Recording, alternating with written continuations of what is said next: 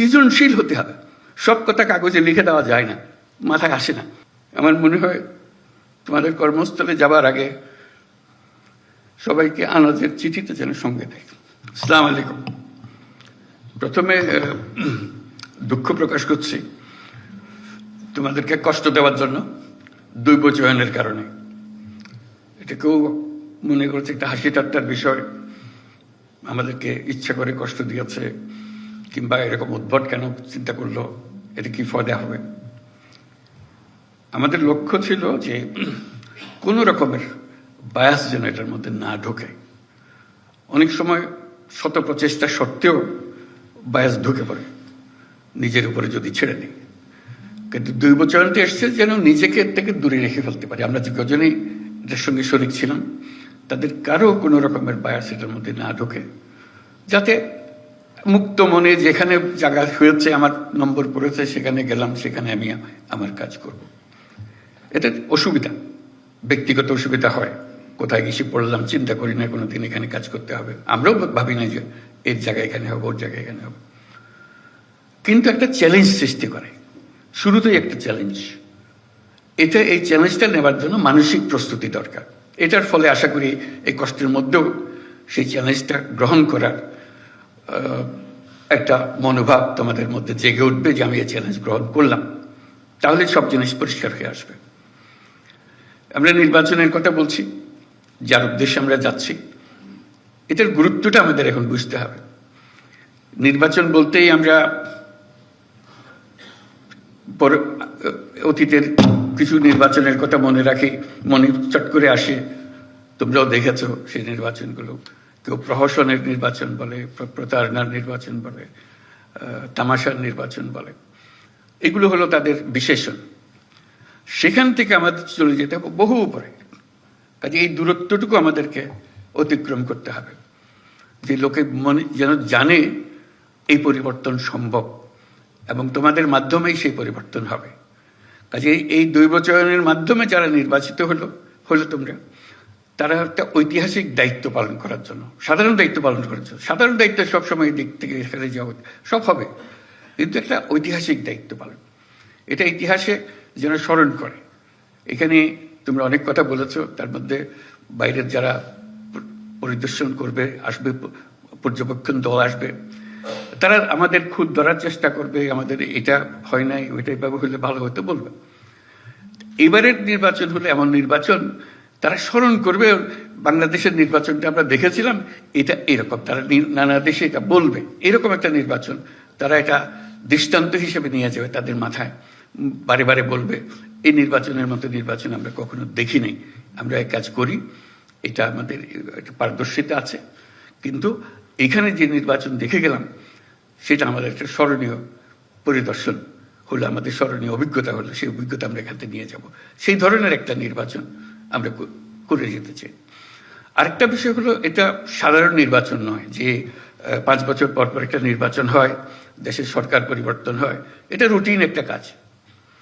এবারের নির্বাচনের যেটা আন্ডারলাইন করা বারে বারে দরকার, এটা হলো গণ অভ্যুত্থানের পরবর্তী নির্বাচন।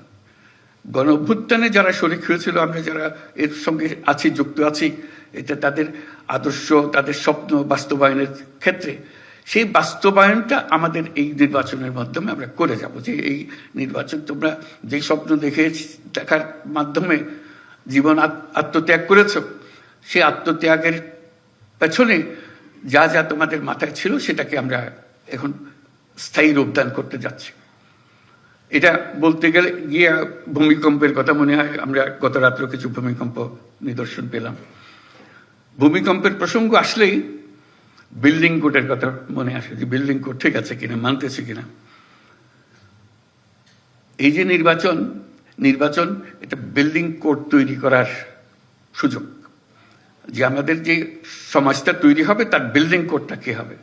যত বড় ঝাঁকুনি আসুক, এটাকে নাড়াতে পারবে না।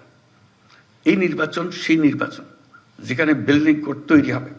যারা বিল্ডিং কোডটা তৈরি করবে, তাদের হাতে এই দায়িত্ব দেওয়ার জন্য। তার সঙ্গে যে গণভোট আসছে, এটা শুধু 5 বছরের নির্বাচন, সনাতন নির্বাচন তা না, এটার একটা বড় গুরুত্বপূর্ণ জিনিস হলো গণভোট। সেটা হলো বিল্ডিং কোড। এই বিল্ডিং কোডটা আমরা তৈরি করে দিয়ে যাব, যেটা শত বর্ষ ধরে এই দেশকে, এই জাতিকে সামনে এগিয়ে নিয়ে যাবে। কাজে এই দায়িত্ব, এই ঐতিহাসিক দায়িত্ব যে পেয়েছ, এটার জন্য আল্লাহর কাছে শুকরগুজারি করো যে আমাদেরকে এই দায়িত্ব পালন করার সুযোগ দিয়েছে। আমরা সারা জীবনে যখন জীবনে কি করলাম সেটা বিচারে বসবো, এটার জন্য 1 নম্বরে আসে যে আমি এটাতে শরিক ছিলাম, এই বিল্ডিং কোড তৈরি করে দিয়ে এসছি বলে আজকে দেশটা আমরা পেয়েছি, আমাদের সন্তানদের কাছে এ দেশ অর্পণ করে যেতে পারছি। কাজে ওই ঐতিহাসিক ভূমিকাটার কথা স্মরণ করো। এই যে আজকে এই দায়িত্ব পেলে, এটার জন্য আল্লাহর কাছে শুকরগুজারি করবো আমরা সবাই, যে এই দায়িত্ব, ঐতিহাসিক দায়িত্ব পালনের সুযোগ আল্লাহ আমাদেরকে দিয়েছে। অন্য কেউ দিতে পারত, কিন্তু আমরা এই দৈবচয়নের মাধ্যমে আমরা এই সুযোগ পেয়েছি এবং এমন বিল্ডিং কোড তৈরি করে দিয়ে যাব যাতে এই জাতি কোনোদিন আর হেলতে না পারে, তুলতে না পারে, শক্ত মজবুতভাবে থেকে যাবে। সেটাই হলো আমাদের চ্যালেঞ্জ এই নির্বাচনের মধ্যে যেটা আছে, আমরা যেটা করতে চাচ্ছি। 5 বছরের নির্বাচন, সনাতন নির্বাচন, সেটা হচ্ছে একটা ভিন্ন নির্বাচন।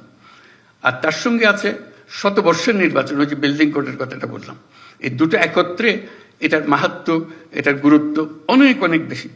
সেই জিনিসগুলো ধরে রাখা, কিভাবে আমরা করব, সেই জিনিসগুলো বুঝের মধ্যে নিয়ে আসা, যে আমরা গণ অভ্যুত্থানের স্বপ্ন বাস্তবায়নে আছি।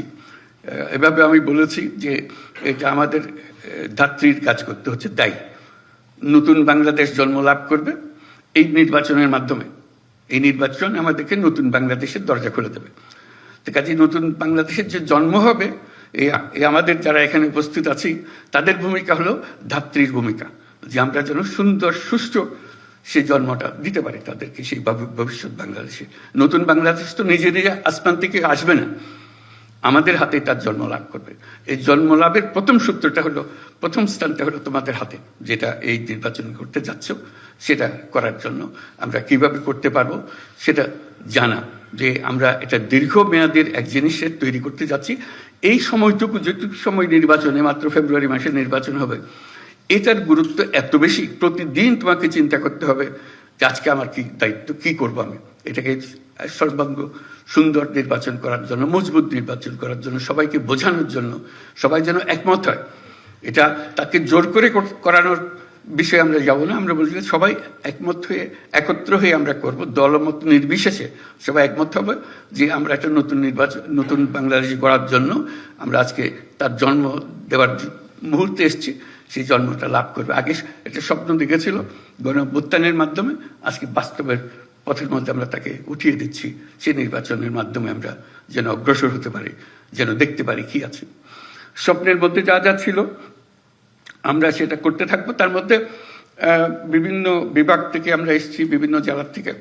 এটা তার মধ্যে একটা প্রতিযোগিতাও যেন হয়। আমি বারে বারে স্বরাষ্ট্র মন্ত্রণালয়কে বলছি, শুধু দিয়ে দিলাম কাজে তা না, তার মধ্যে একটা আনন্দ থাকতে হবে, চ্যালেঞ্জ থাকতে হবে। সেই চ্যালেঞ্জ হলো যে কে প্রথম হলো, বিভাগে কে প্রথম হলো, 1 নম্বর কে হলো, 2 নম্বর কে হলো। এটা হাসি ঠাট্টার বিষয়, কিন্তু সিরিয়াস বিষয়। দেখলাম যে আমি 1 নম্বর হয়েছি, একটা তালিকা প্রকাশ করা। প্রতি মাসেও তালিকা প্রস্তুত করতে পারি, একবারই শেষ করে তালিকা, এবং সবাইকে জানান দেওয়া, এই 1 নম্বর, 2 নম্বর, এই 8 নম্বরে, এই 5 নম্বরে, এই 7 নম্বরে।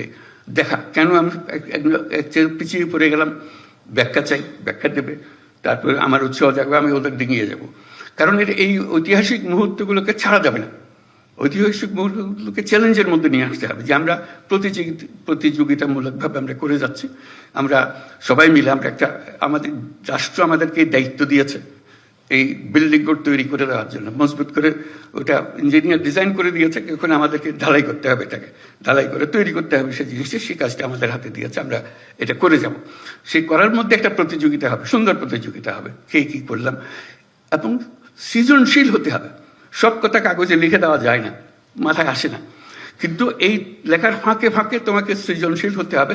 এই জিনিসটা আমি কিভাবে করব, এটা আরো সুন্দর করে করবো, জিনিস এটা দিয়েছে আমি এটাকে এইভাবে আরো সুন্দর করে করব। এই জিনিসটা মাথার মধ্যে রাখা। বিভাগে আভ্যন্তরীণ প্রতিযোগিতা হবে, সারা দেশব্যাপী একটা প্রতিযোগিতা।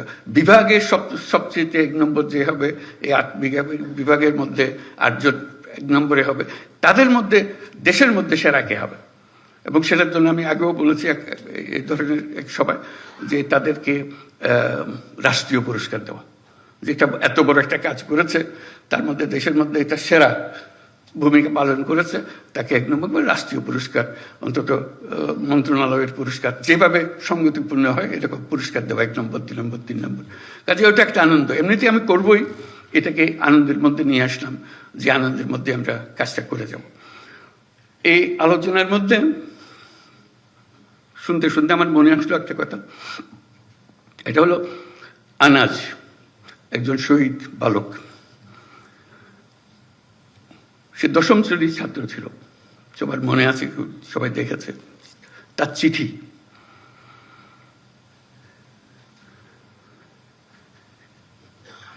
সে মিছিলে যোগদান করবে,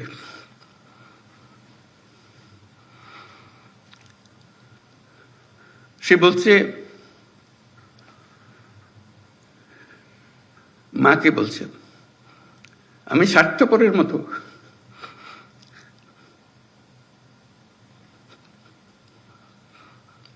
বসে থাকতে পারবো না, আমাকে মাফ করে দিও, যদি ফিরে না আসি আমাকে মাফ করে দিও।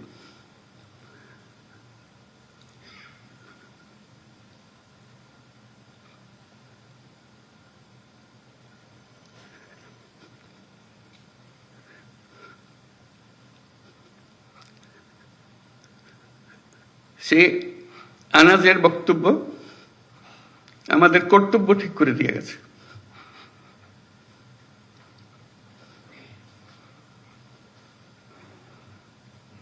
আমরা বসে থাকবো না,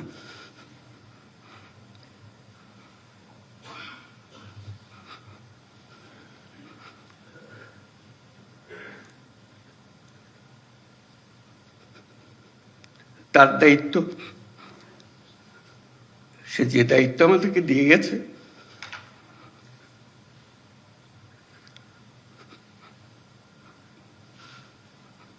সেটা আমরা গ্রহণ করলাম। সে জেনে শুনে গেছে, বলছে যদি ফিরে না আসি আমাকে মাফ করে দিও। সে ফিরে আসে নাই, আমাদেরকে দায়িত্ব দিয়ে গেছে।